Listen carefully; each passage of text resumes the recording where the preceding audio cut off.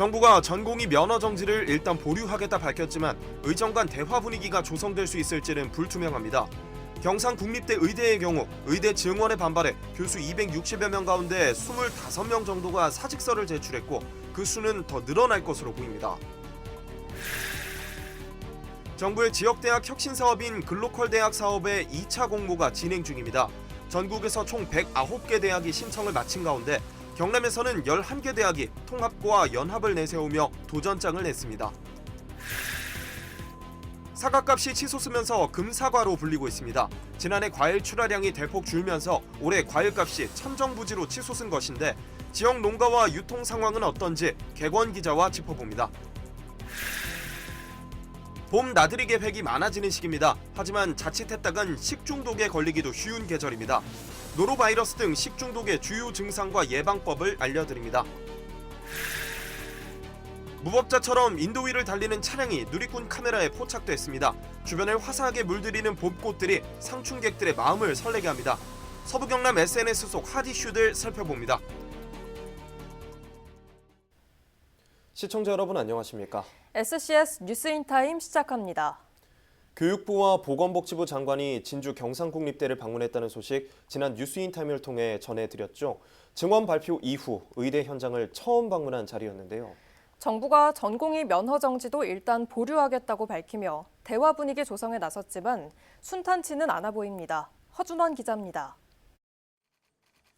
지난 25일 이주호 부총리가 경상국립대에서 열린 의대 현장 간담회에서 의료계의 집단 행동에 대해 거듭 유감을 나타냈습니다. 경상국립대 의대의 경우 교수 260여 명 가운데 25명 정도가 사직서를 낸 것으로 알려졌습니다. 사직서 제출 투표 당시 217명이 참석했었는데 찬성표를 던진 교수가 190여 명에 이르렀던 만큼 사직 인원은 더 늘어날 전망입니다. 의대 정원 배분은 끝이 아니라 성공적인 의료개혁을 위한 시작이라고 밝힌 이 부총리는 의대 학생들이 학업에 복귀하지 않는 점은 물론 의대 교수들까지 집단 사직서를 제출하는 점에 안타깝다는 심정을 전했습니다.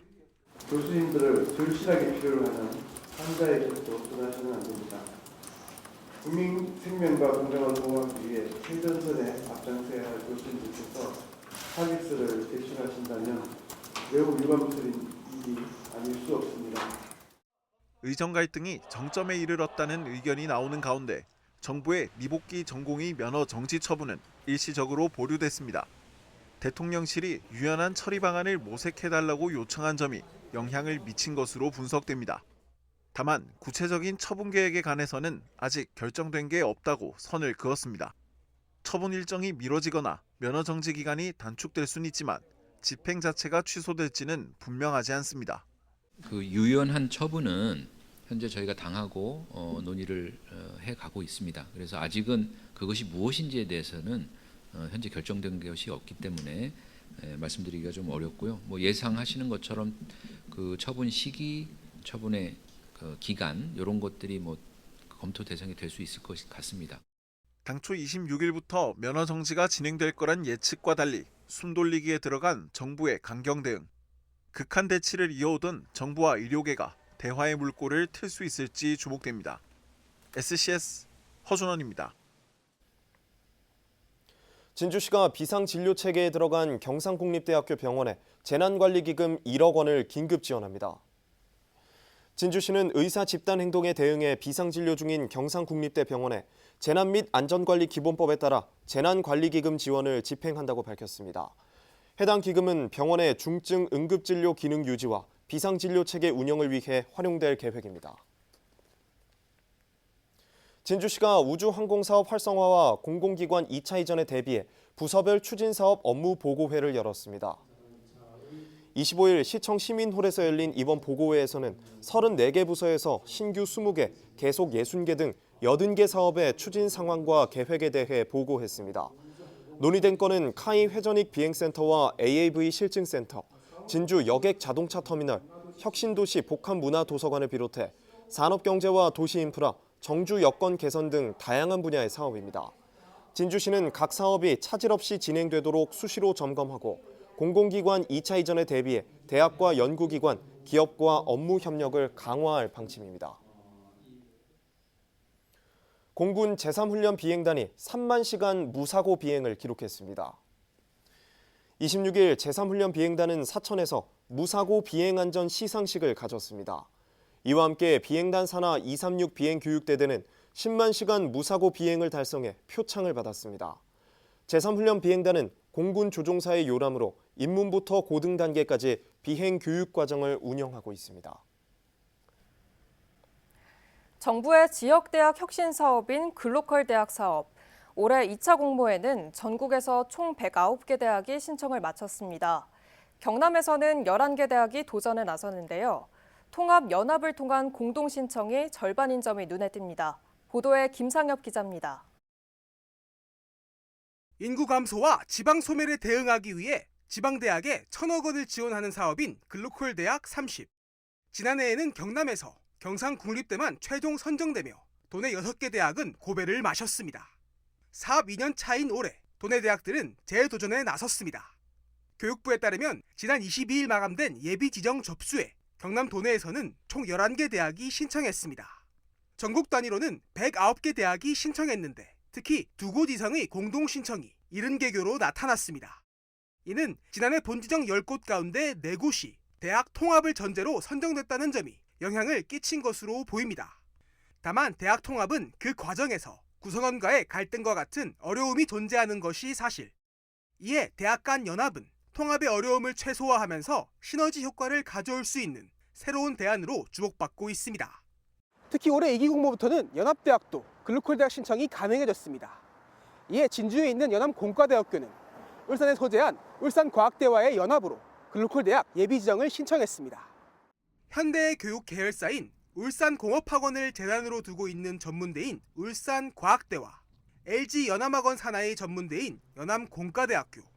두 대학은 연합대학의 혁신을 통해 동남권 제조벨트의 생산 기술 인력 소멸을 막는다는 계획입니다. 울산과 경남은 우리나라 제조업 총생산의 17%를 차지하는 지역입니다. 제조업에 있어 가장 중요한 허리 인력 양성에 두 대학이 특화되어 있습니다.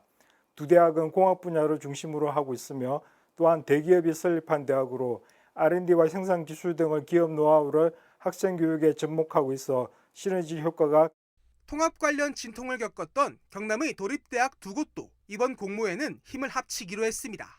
도립남해대학과 거창대학은 국립창원대학교와 통합하고 여기에 사립대인 한국승강기대와 창원 소재 정부 출연 연구기관인 한국전기연구원, 재료연구원과의 연합을 통해 경남 고등교육 대통합벨트를 구축하기로 했습니다.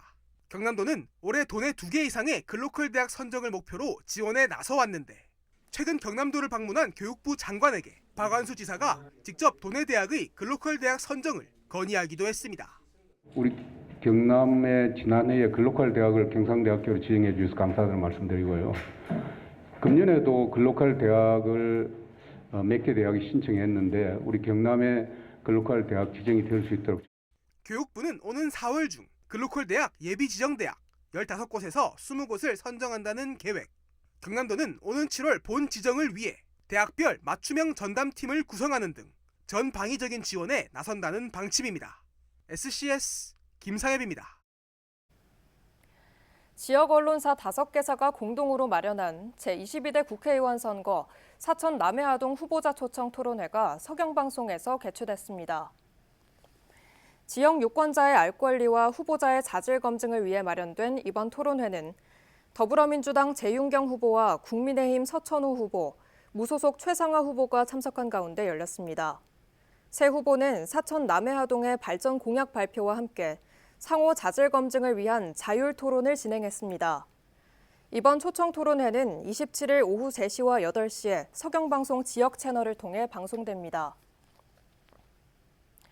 서경방송과 한국케이블TV 방송협회 관계자들이 지난 25일 일본 교토 지역 케이블 방송사인 제이컴 웨스트 방문에 이어 26일 가나자와 케이블 방송을 방문했습니다.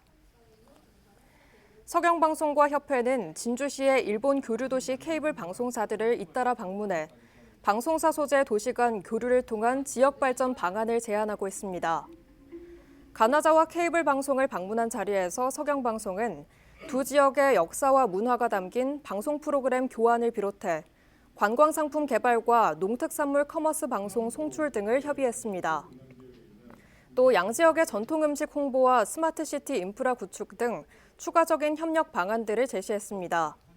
서경방송과 가나자와 케이블방송은 협의 내용을 구체화하고 신속하게 실행하기 위해 양도시 간의 실무 창구를 꾸리기로 합의했습니다. 산청군 가족문화센터에서 찾아가는 도립미술관 전시회가 개최됩니다.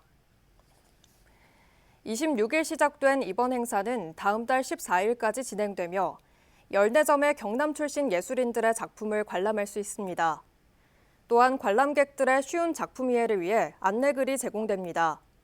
한편 찾아가는 도립미술관 행사는 산청군을 시작으로 창녕, 밀양, 사천, 하동 등에서 순차적으로 진행될 예정입니다.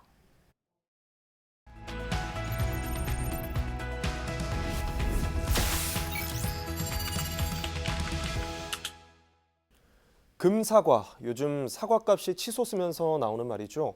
지난해 사과 출하량이 대폭 줄면서 올해 사과값이 천정부지로 치솟았는데요. 그 배경에 기후위기가 있다는 분석입니다. 투데이 서경 김순종 기자 연결해 관련 소식 들어보겠습니다. 김순종 기자. 네, 안녕하세요. 이 사과를 비롯한 과일 가격이 크게 치솟고 있다면서요? 네, 최근 사과를 중심으로 과일 가격이 크게 오르면서 금사과, 사과값이 금값이라는 말이 나오고 있습니다. 사과값 인상의 배경에는 지난해 줄어든 과일 출하량이 자리하고 있는데요. 한국농촌경제연구원에 따르면 지난해 사과 출하량은 평년 대비 4분의 1가량 줄었습니다. 이 때문에 도매시장 기준 사과 가격은 평년 대비 2배 이상 올랐습니다. 소매시장에서는 사과 한 알에 1만 원 이상의 가격이 책정되기도 합니다. 문제는 사과만이 아닙니다. 배 출하량, 단감 출하량도 평년보다 크게 줄었고 가격은 2배 가까이 올랐습니다. 이 같은 현상의 배경에 기후위기가 있다는 목소리가 나옵니다. 실제 농가에서는 어떻습니까? 기후위기 피해를 실감하고 있는 편입니까? 네, 함양군에 있는 사과 농가 이야기를 들어보니 기후위기로 인한 피해가 만만치 않았습니다. 특히 지난해는 냉해 피해와 탄저균 피해가 컸습니다. 이상기후로 4월 말쯤 피해야 할 사과꽃이 4월 초 피기 시작했고 꽃샘추위에 사과꽃이 얼면서 피해가 컸습니다. 여름철에는 강수량이 늘어 병충해 피해도 발생했습니다. 높은 습기 때문입니다. 대를 이어 사과 농사를 짓고 있는 함양 주민부는 60년 가까이 농사를 지은 부모님도 최근과 같은 이상기후는 처음 겪는다고 말했다고 전했습니다. 몇 해 전부터 이러한 피해는 거듭 발생하고 있는 상황입니다. 네, 현재도 이 정도라면 앞으로가 더 걱정이 되는데요. 기후위기가 해결되지 않을 경우 생길 수 있는 문제는 어떤 것들이 있을까요? 네, 기후위기가 해결되지 않으면 농가들은 앞으로 더 큰 어려움을 겪게 될 것으로 전망됩니다. 환경부가 2020년 펴낸 한국기후변화평가보고서에 따르면 지금과 같은 기후위기가 지속되면 2100년쯤 우리나라 국토의 절반이 아열대 기후로 변하게 됩니다. 이에 따라 벼 생산량은 4분의 1가량 줄고 사과 재배 적지는 완전히 사라집니다. 감귤은 강원도에서도 재배가 가능해집니다. 재배 작물 전반의 변화가 불가피해지는 셈인데요. 그 과정에서 농가들의 피해도 커질 것으로 예측됩니다. 그렇군요. 대안을 요구하는 목소리도 나오고 있다면서요? 네, 이미 농가들은 기후위기로 지속적인 피해를 입고 있습니다.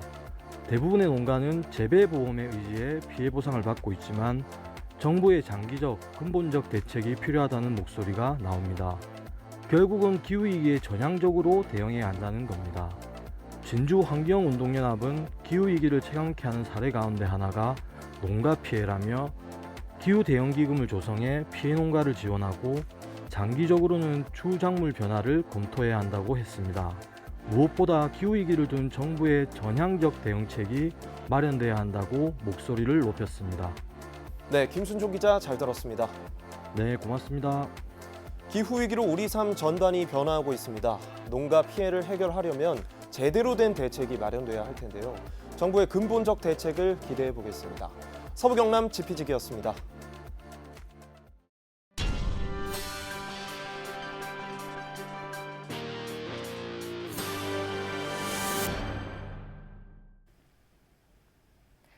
남해 독일마을에서 열리는 도르프 청년마켓이 오는 5월부터 정기 운영에 들어갑니다. 도르프 청년마켓은 문체부 공모사업을 통해 추진되고 있는 사업으로 수공예품이나 먹거리 등을 판매하고 문화체험 프로그램도 운영할 수 있습니다. 오는 5월부터 매월 토요일 1회 정기 운영되며 8월과 12월에는 야간 마켓으로 진행됩니다. 올해 11월 29일까지 판매자 모집도 함께 이루어지며 자세한 사항은 남해군 관광문화재단 홈페이지에서 확인할 수 있습니다. 함양군이 기존의 모텔을 매입 리모델링한 전국 최초 외국인 계절 근로자 기숙사 운영을 시작합니다. 함양 외국인 계절 근로자 기숙사는 전체 면적 752제곱미터의 3층 건물로 객실 19실, 공동 주방, 세탁실 등으로 구성된 총 42명이 입주 가능한 규모입니다. 군은 이번 기숙사 준공이 계절 근로자의 안정된 주거 공간 제공에 도움이 될 것으로 기대 중입니다. 올해 산청군 고향사랑 기부제 기부금이 1억 원을 넘어섰습니다. 산청군은 지난 25일까지 3개월간 모인 고향사랑 기부금이 1억 86만 원이라고 밝혔습니다. 모두 642명이 기부했으며 100만 원 이상 고액 기부자는 17명으로 나타났습니다.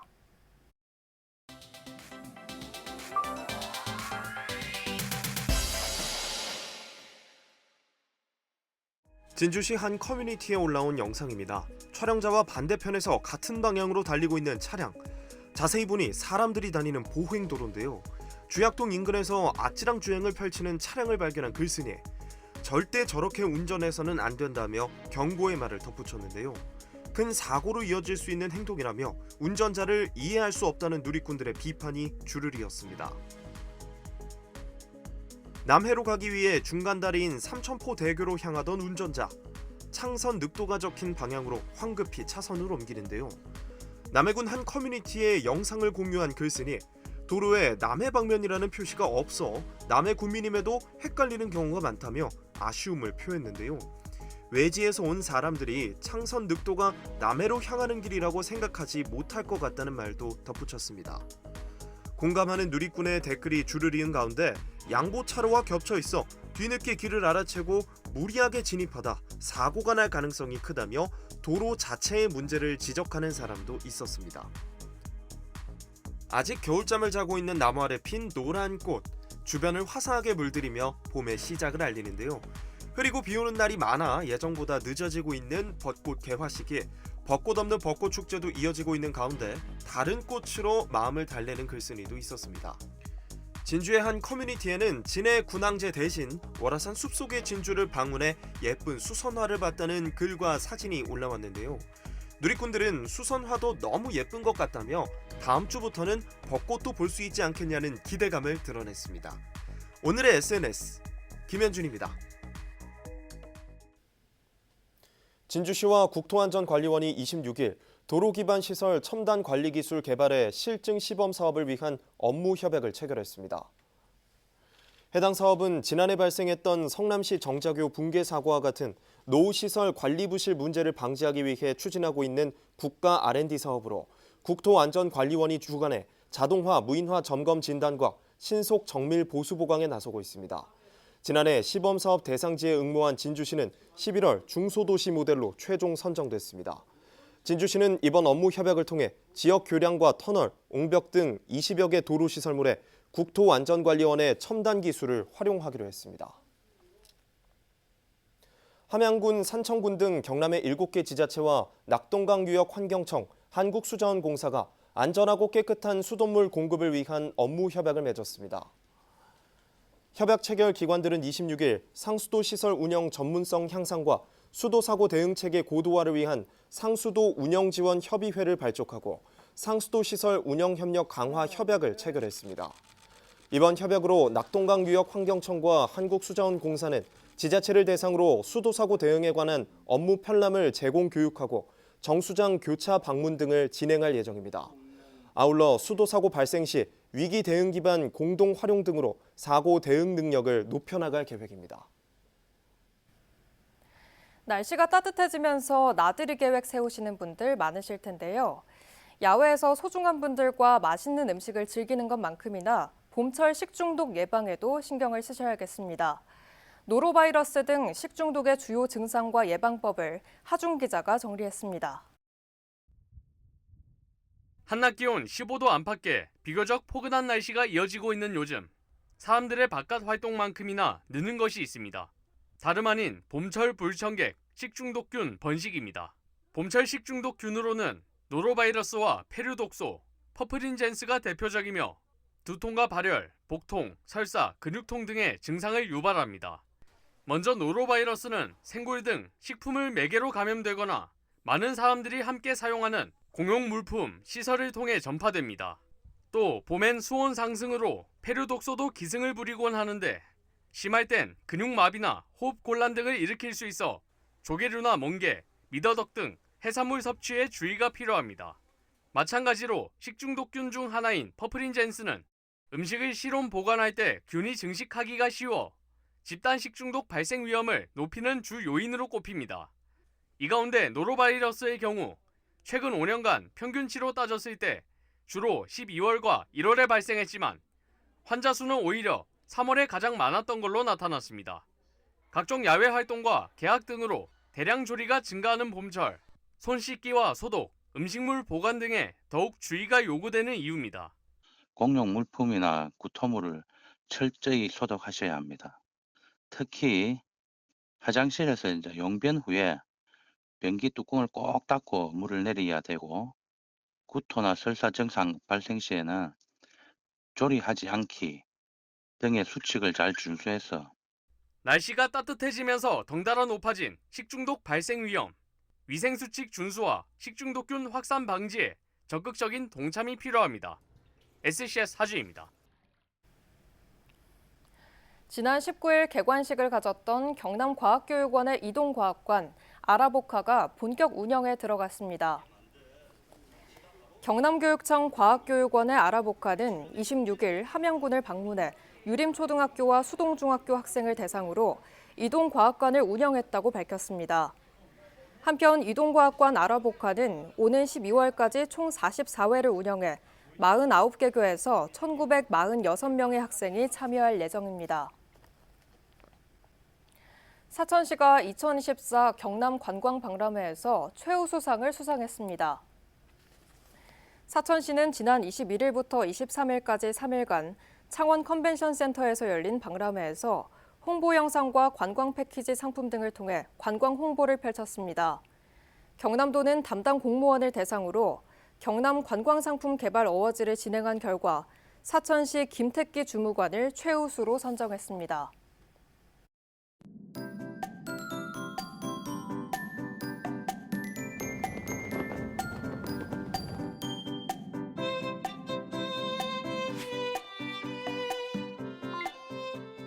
오늘 날씨는 농업에 도움이 되는 영농 전망부터 전해드리겠습니다. 이번 주 기온은 평년보다 비슷하거나 높겠고 강수량은 평년과 비슷하겠는데요. 한편 시설하우스에서는 봄철 강풍 및 황사 대비를 철저하게 하셔야겠습니다. 특히 마늘과 양파 농가에서는 겨우내 얼었다 녹았다를 반복했던 관수시설 점검과 병해충 관리를 위한 사전 방제를 당부드립니다. 이어서 자세한 지역별 날씨 살펴보겠습니다. 서부 경남 지역 종일 하늘빛 흐리겠는데요. 아침 최저 기온은 진주 3도, 하동 4도로 출발해 한낮에는 15도에서 18도 분포 보이겠습니다. 전국 날씨입니다. 대체로 구름 많은 가운데 광주는 종일, 부산은 오후부터 흐리겠습니다. 아침 최저 기온은 서울 5도, 세종 3도로 출발하겠고 부산의 한낮 최고 기온은 15도 예상됩니다. 남해동부 앞바다는 구름 많이 지나겠는데요. 물결은 약간 높게 일겠고 바람도 약간 강하게 불겠습니다. 이어서 삼천포 기준 조석표 살펴보겠습니다. 물때는 열물, 만조 시각은 밤 10시 33분, 간조 시각은 오후 4시 8분 예상됩니다. 사천공항 날씨 정보입니다. 수요일 오전 9시 기준 하늘에 구름 많겠는데요. 우리 지역에서 서울 김포로 가는 첫 번째 항공편은 오전 10시 55분 예정돼 있습니다. 자세한 내용은 사천공항 홈페이지에서 확인하시기 바랍니다. 삼천포역의 운항 정보입니다. 삼천포에서 제주도 행배는 밤 11시 50분에 출발할 예정입니다. 주간 날씨입니다. 다가오는 목요일 다시 비가 내리겠는데요. 이후 주 후반부터는 하늘이 개고 맑은 봄 날씨가 이어질 전망입니다. 지금까지 기상정보였습니다. 저희가 준비한 소식은 여기까지입니다. 시청해주신 여러분 고맙습니다.